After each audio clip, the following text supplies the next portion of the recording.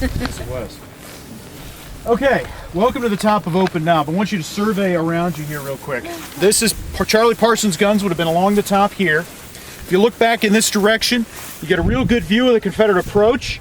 You get an idea of the folds in the terrain and the protection the Confederate infantry had. But there's something else, and this is something that, to be quite honest, proves the truism that to understand the ground, you have to walk it. And I use this actually when I do staff rides here as well. I'm a big believer in, if I'm talking to people, get out, do a terrain walk. If you're trying to do a design, let's go out and take a look at it. Let's get out on the floor, let's look at it, that sort of thing. Because, what do you notice about the fence? And you may have noticed it if you were perceptive as we were walking along it from our first stop where that person is standing down there. What do you notice about the fence though? It disappears in places. You actually have more protection there than you think. It's not completely suicidal for George Maney to be walking back and forth. It goes down this way on the other side. Exactly. You can look at a map till your eyeballs fall out. That is not apparent. But when you stand right here, it makes perfect sense. Well, yeah, well, he knew that because he wasn't taking, there was certain dead spots down there where they were not taking incoming enemy fire. Now, about halfway up the hill, to finish the story of Private Eyre, Josiah Eyre, about halfway up the hill, he gets hit in the back of the thigh and falls over. As the Tennesseans and the Georgians push up the hill, a Confederate looms over him and brandishes a knife. Now, it was probably the blade was only about that, but Eyre's account made it look like the blade was like that. And Eyre thinks he's done for. But all the guy does is saw through this, the cartridge belt strap, thanks for being the guinea pig, saws through that, pulls it off, and keeps going. When they get to the top of this hill, the Federals literally have to pull Terrell and Parsons off of their guns. They want to fight them to the end and fight them to the death. 7 of the 8 guns are captured. They're able to get one of the cannon out of here, mostly because of dead horses, but also because Terrell and Parsons wanted to hold on until the bitter end. At about 3:30, the Open Knob falls. The Confederates can feel very good about themselves. They have taken the strongest piece in Civil War chess, a hill defended by infantry with artillery. Now, which way is the Dixville Crossroads from here? That way! Does everybody see that tan pole barn right there? Okay, just to the left of that tan pole barn, you'll see a tree just kind of hanging out by itself. Yep. That tree is beyond that tree, about 100 yards, is the Dixville Crossroads. Just to give you an idea, it's about a mile and a quarter away is the prize. Now, what is between you and the Dixville Crossroads? A hill! It's got artillery on it? Another hill. You see some cannon there? Yeah, you got another hill after that too. You got some cannon? So yeah, 12 guns this time. Oh. Have we got infantry? That's Starkweather. That's Starkweather Hill. And your 1st Wisconsin boys are on that hill. Rookies or veterans over there? Veterans. 1st Wisconsin came out of the Milwaukee and Madison militia companies. It's through them. They're still in part of the National Guard today, as I mentioned at the beginning of the tour. Wisconsin became a state in 1848, which means it was too late for the Mexican War. The first unit to ever be sent at the call of the president at the beginning of the Civil War, ever, was the 1st Wisconsin Infantry. And the colonel of that regiment was John C. Starkweather. I leave you to meditate on that comment and that compliment for him to be given that kind of prestigious assignment. In the woods to the south, the 479th Pennsylvania, those woods should be more full than what it is today. Just on the other side of the road, that wood line is where the 79th is going to be. And then some German immigrants from the 24th Illinois are going to extend the line further to the south. In the corn in front, the 21st Wisconsin is with 700 men, except for 2 companies, thankfully including my ancestors' company, guarding the trains in the rear. And they will later join the 1st Wisconsin atop Starkweather Hill. John Starkweather's artillery opens fire,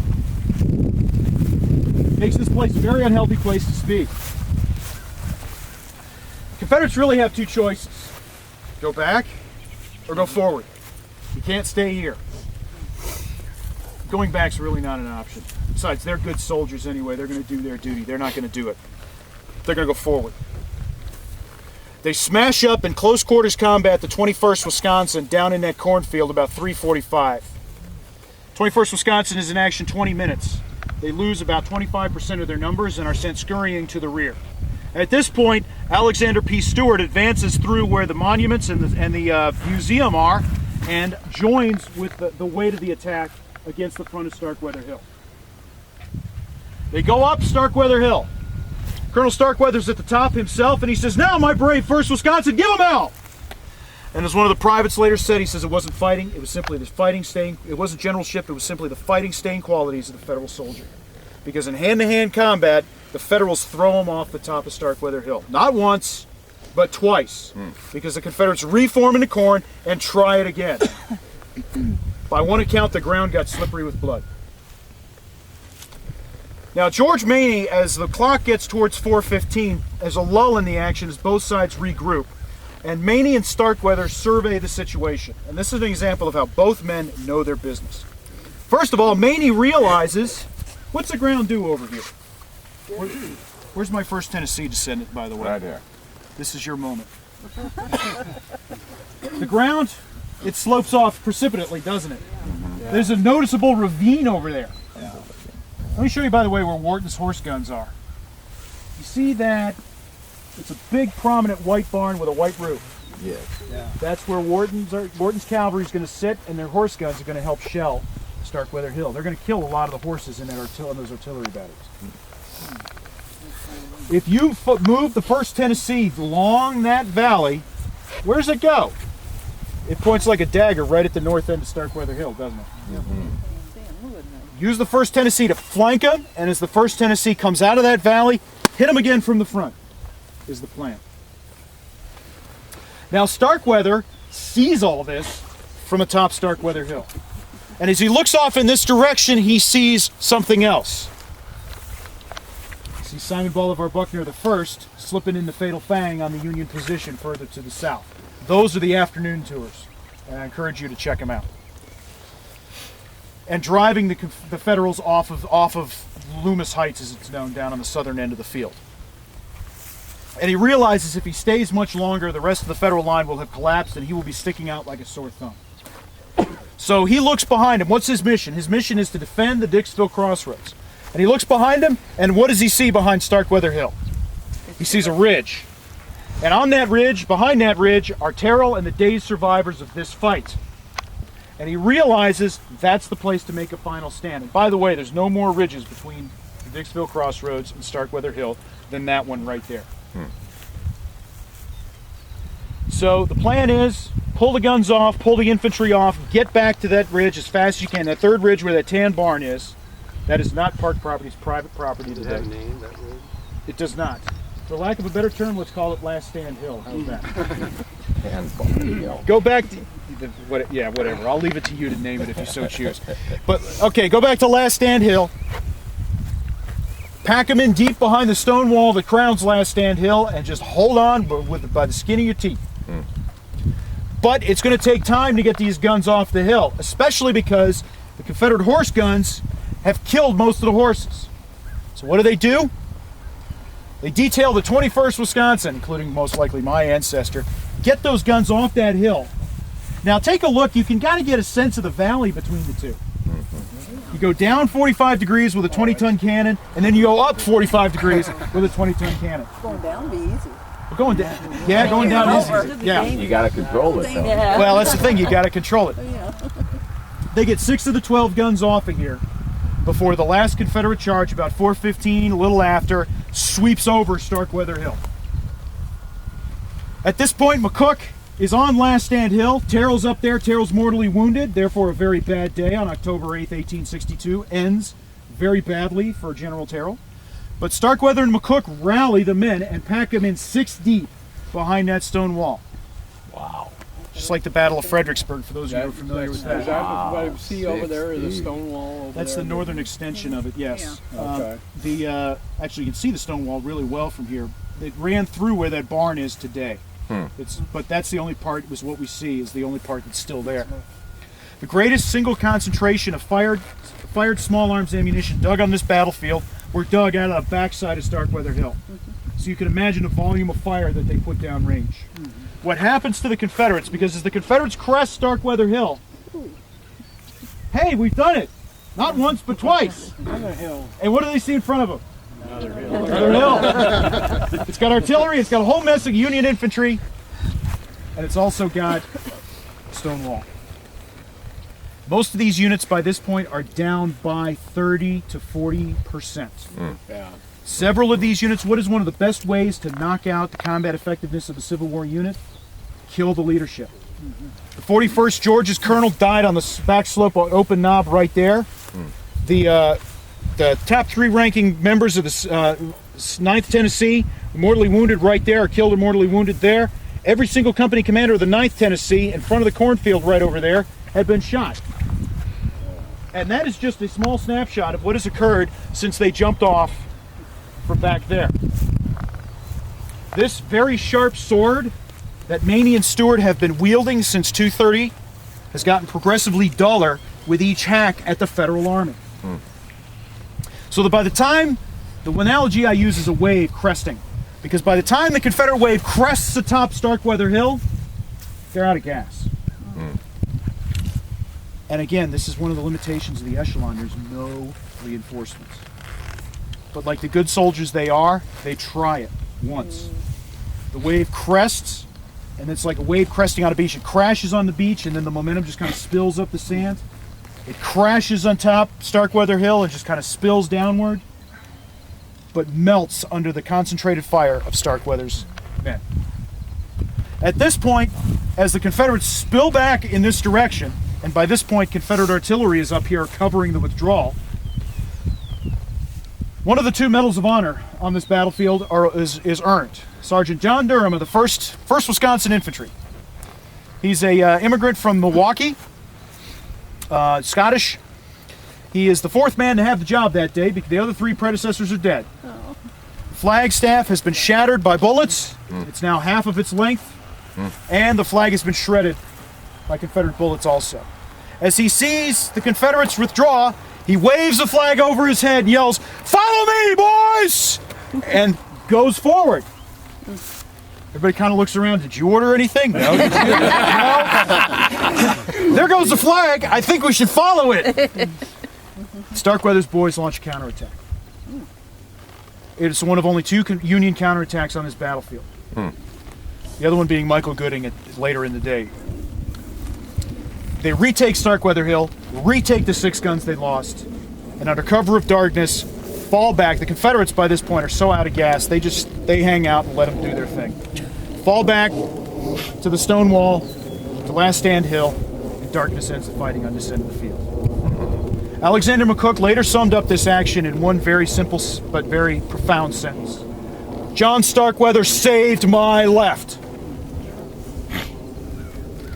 If that hill had broken, or if Starkweather had failed his test of leadership, and if his men had failed the test on that hill, as Terrell did on this hill, this battle may have ended very differently in the way it did.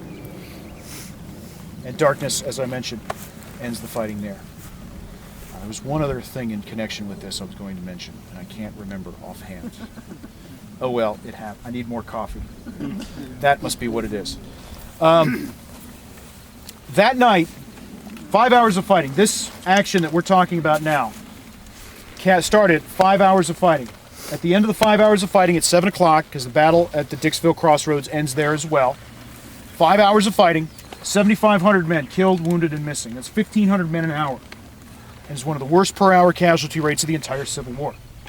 Think of a fully loaded 747 crashing 1 every 17 minutes for 5 hours on this battlefield, and that is the scale of human destruction that you have here at Perryville. At the end, though, Bragg finally realizes what he's got in front of him. And so that night he begins a retreat. It is a retreat that will pause in places, but it does not end until the Confederates are back out of Kentucky and back to Tennessee. By Halloween, the last elements are gone out through the Cumberland Gap. As a result of the tough fighting and the leadership of the Federals, both on this hill, Starkweather and his boys on that hill, and the Federals once again on Last Stand Hill. The Federals held on long enough to prevent the destruction of McCook's Corps. Abraham Lincoln said in 1861, he said, "I think to lose Kentucky is nearly the same as to lose the whole game." Well, it sure looked like on October 1st, 1862, they were going to lose Kentucky. 1 week later, after the hard fighting here at Perryville that forced Bragg into a retreat that ultimately ended in the ending and the failure of this campaign for the Confederates, they ensured that Lincoln would not lose Kentucky. And 3 years after that, they did not lose the game. Folks, it's been a privilege to share this battlefield with you today, particularly on a day like this. Hope you've enjoyed the tour. Hope you enjoy the rest of your day. Thank you all very much. Are there any questions?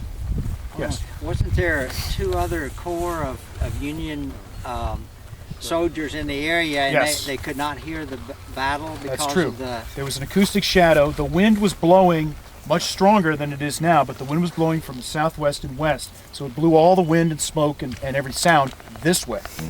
First intimation that Buell has that anything's going on up here is when McCook sends him a message at 4 o'clock. Because all Buell has heard is a few scattered cannon shots, and he's actually muttered something about wasting ammunition. However, there is a future Supreme Court justice who commands one of the Kentucky units next to his headquarters who said, "I was there all day, I didn't hear a thing." So, yeah, nobody knows what's going on. Now, this normally is not a problem, except for the fact that what compounds the problem is that Buell's horse had fallen on him the day before. And so he literally got his foot propped up, reading and enjoying the break, because he cannot mount his horse and ride around and see for himself. What was the house that was his headquarters? Dorsey House. It's no longer there. There used to be a highway marker on 150. It's about a half a mile inside of the Doyle County, Washington County line, this side. But unfortunately, semis have an annoying habit of hitting the highway marker. So, and the last one time it disappeared. So, but it's down there. Somebody got it. Probably, yeah. Somebody took a souvenir with them. Did they like remove Buell later? They removed Buell about 3 weeks after this. Or was it because of this, or was it? Actually, it wasn't Long necessarily time because Sounds of like this. there was something Long more time sinister coming. there, but yeah. Yeah, it was a couple things. He had angered the Lincoln administration, but the big thing, the straw that broke the camel's back, is that when Buell pursued from here, and he had Bragg at least once dead to rights, he took his time, and he, as I put it, he escorted Bragg out of Kentucky as opposed to launching a determined pursuit, and that was really the straw that broke the camel's back. Thank you. So the Confederates retreated northerly.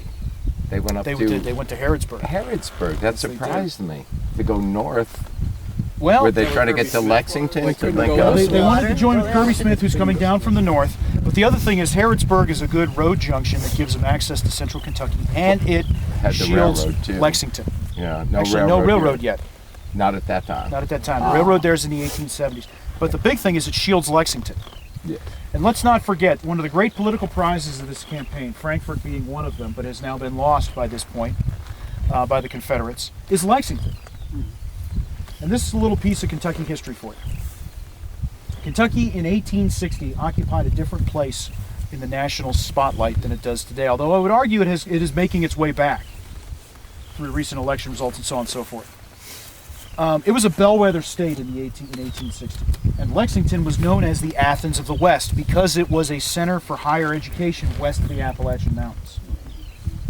UK, by the way, did not exist yet. It wasn't founded until the 1870s. Transylvania. Yeah. Transylvania was the big school. Jefferson Davis. Transylvania right up there. That's right, he's a Transy Morgan. grad, by the way.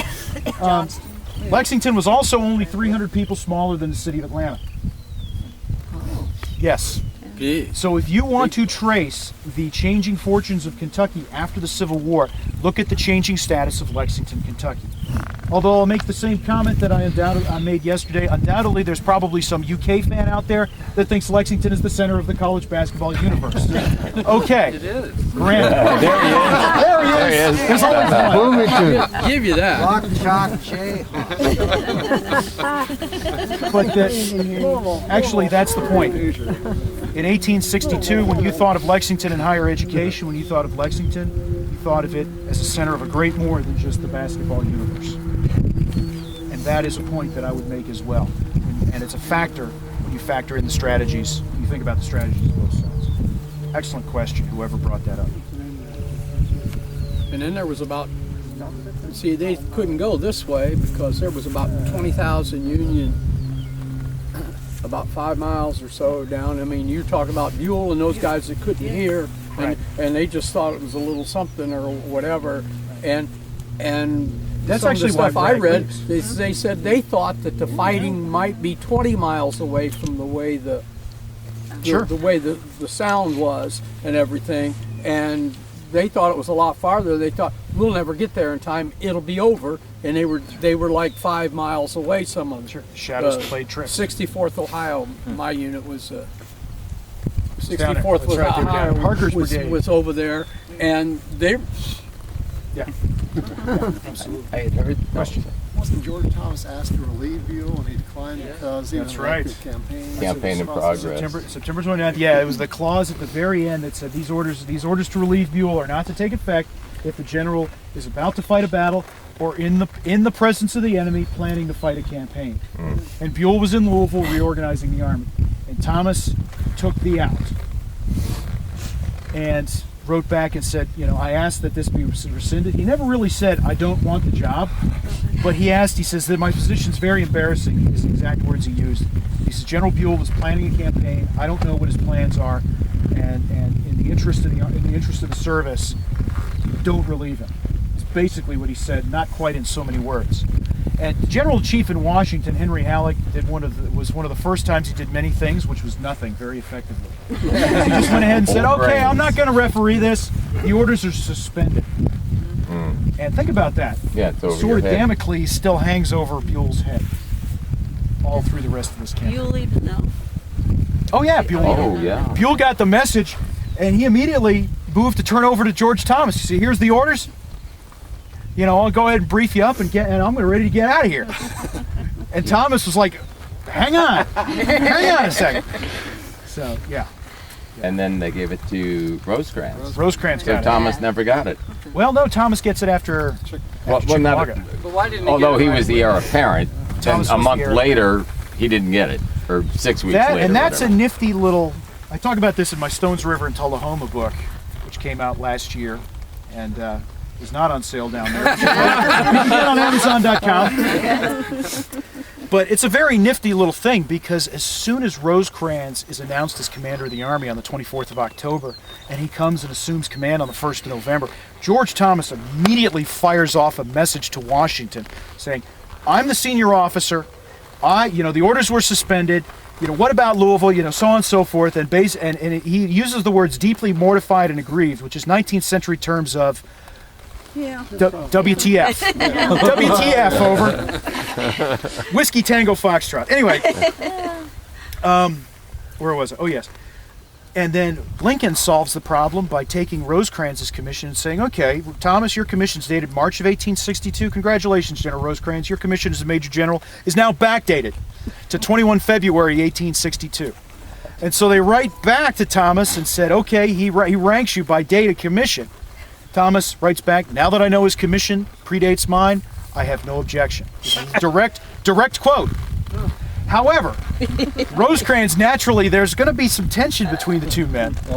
And Rosecrans finesses this, I think, very well, because he goes to George Thomas and says, look, what job do you want? You can have any job in this army, obviously except mine.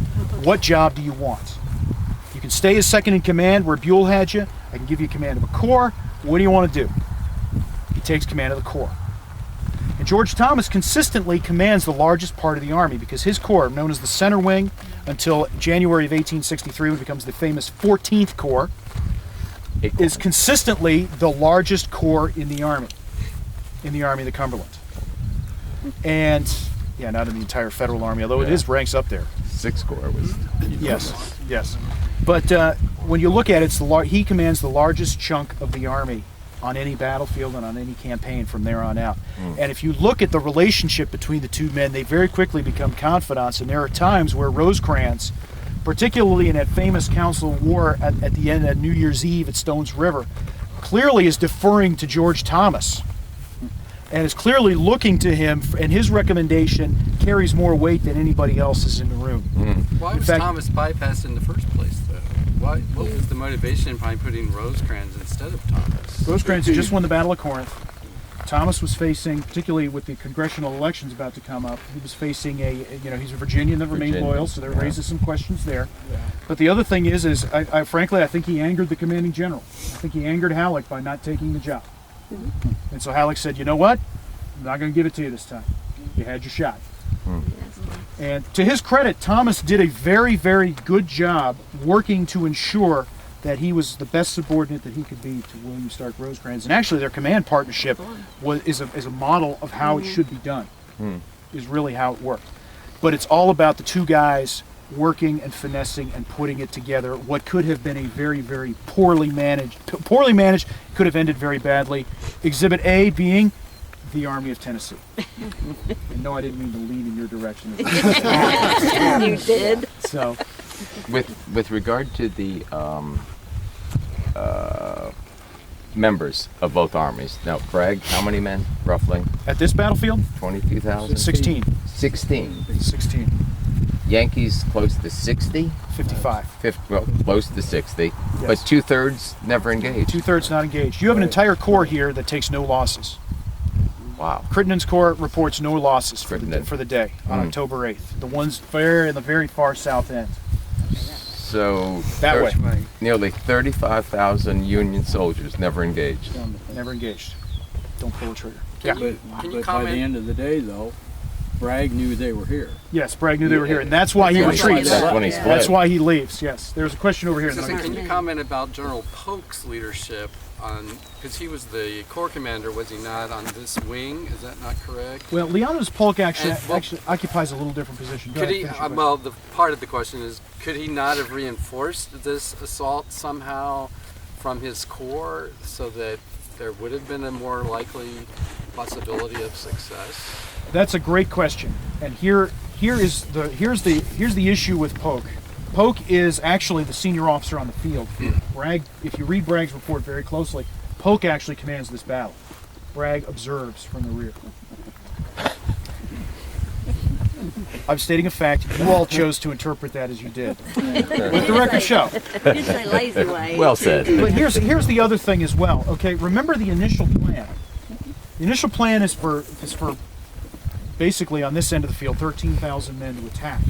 But remember the initial plan is to swing around the federal flank using Cheatham's division. When they find that the federal flank isn't down there, it's here, they have to take the only two uncommitted brigades, which had originally been committed as reinforcements here, reset, extend the line, and then launch a frontal attack here. The other problem is this, is that at the echelon, there's very few Confederate reserves anyway. And where they are is they're watching the other two corps, and there's no additional reserves to be committed to this attack. And so even if Polk wanted to, everybody's already got their orders.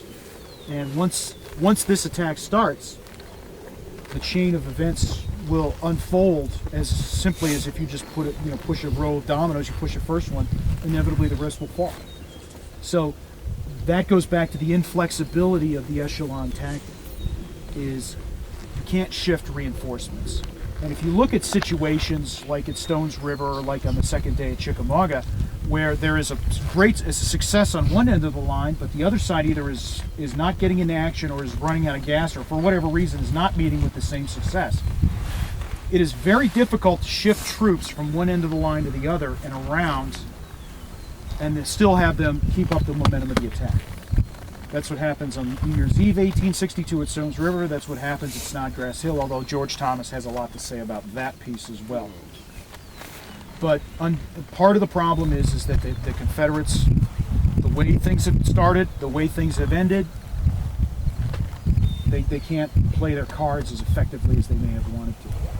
I think it was, who was it that said once? I think it was von Moltke, the elder, smart one, who said, if you make an error in your initial dispositions, you cannot rectify it on the battlefield once the battle starts. And that would be the lesson here. Part of the problem, though, I go back to the cavalry, because the cavalry gives them bad intelligence. and bad information. They're making their plans based on erroneous assumptions and erroneous understanding of the situation. So. Was that because the Federals hadn't taken the tops of the hill and they were screened from the cavalry? Or? Well, actually, a lot of it had to do with the fact that the Federal skirmishers, when Wharton's riding around this area, the Federal skirmishers occupy that far wood line. And so they keep up a pretty good screen, the 10th Ohio and the 33rd Ohio, which by point of trivia, by the way, does anybody know the famous aspects of the 2nd and the 33rd Ohio infantry? 2nd and 33rd. Several of these guys have just gotten out of Confederate prison. Several of their other comrades have been hung. Well, the great train robbery. Great locomotive chase. Oh, yeah. The soldiers First medals involved of honor. in the Andrews raid in February or in Lima, April of Ohio. 1862 were from the 2nd and 33rd Ohio. And so some of the guys that are here, this is their first action back with the unit after having been exchanged after prison. Wow. And you have guys in the rosters here fought in the Andrews or went on the Andrews raid April 1862. Confederate prisoner engaged at Perryville. Several of them don't. This is their last engagement. But yeah, you have that, and most people don't think about that. Last question, and then Joni's probably going to send a search party here in the next minute or two. Your next Yes. Wasn't McCook screwing for reinforcements from Gilbert and from Buell, and really essentially got nothing until the end of the battle of Gilbert? Not until 4 o'clock. McCook thought here's part of the echelon too. This was a localized attack until 3 o'clock, when the rest of the troops to the south of us get into action. And then all of a sudden McCook realizes this is a bit more than what I had expected. And then he sends reinforcements, but it's not until 4 o'clock. And if you read Buell's report, the consternation leaps off the page about that McCook should have informed him earlier. Now, to McCook's credit, he learned his mistake. Because when he gets attacked on New Year's Eve at 6:25, half an hour later, Rosecrans gets a courier. Hey, we got problems. Battle occurring here. Yes. Yes. And that's how they communicated. It was like By courier. letters they just sent a Couriers. soldier. Right. Did Put a there guy any on a like horse. flag guys or anything on the top of the In horse? more these static hills situations, and- yes, but on a fluid battle But not situation. in a So center. part of the problem is when you set up a flag station, it's not just one you have to set up, you have to set up another one. And I have to know where that is. It does me no good to have a flag set up here and be looking in this direction when you're over here. And I'm being glib, but that's one of the problems. Yeah. That's one of the very real, so in a fluid situation, it's oftentimes difficult, especially with the smoke. It's oftentimes very difficult to see wig-wagging flags. Yeah. And so it's much easier to say, you, go tell them this. Yeah. Here's a written communication, Writing, Did go they there. have horses? writing something. Did they just You run? give it to the couriers somebody go on and- horses. No, both. And They use children. as well. if I want to communicate from here to say the cornfield, what I'll do is I'll send a runner. Literally a guy who's right with me the whole time. Yeah, Probably a young and full of energy guy. Right. Here, Young- go there and tell them Run this and from bring one, me a you know, reply. Run over. Yeah, That's run the somebody Benton down. Road, right there. That's a Benton Road right there. You just act like you're doing something. Let's come head they on didn't back to the visitor center. How come they didn't plant that corn this year? Say again? I said, why didn't they? They did actually. Oh, did they? Just didn't grow very high. Oh, because of the drought. It was But a yeah, dry year. Oh, dry year, yeah. Some Wisconsin. We fell. I was in the reenactment. It was like One of it our was fellows 5 years found a ago. bullet yesterday. Right there at the road. Right there. I mean, we're laying down right against the fence line. He's a youngster. Thought it was a rock. Is this a cornfield right out? Right here, Right sir. here, yeah. The low spot. Have they put corn in there to? There's corn now. We picked some yesterday. Just don't look. They've grown corn. Yeah, it's feed. It looks There was like a cornfield And there. there's some ruts No, in it's there. Big amazing how many battles have cornfields like Antietam. You know, It was agricultural. You know, the country was it's so. everywhere. You know. You know, you hear the North was tradesmen. Nonsense. Both sides. The majority of the soldiers were farmers. Yeah.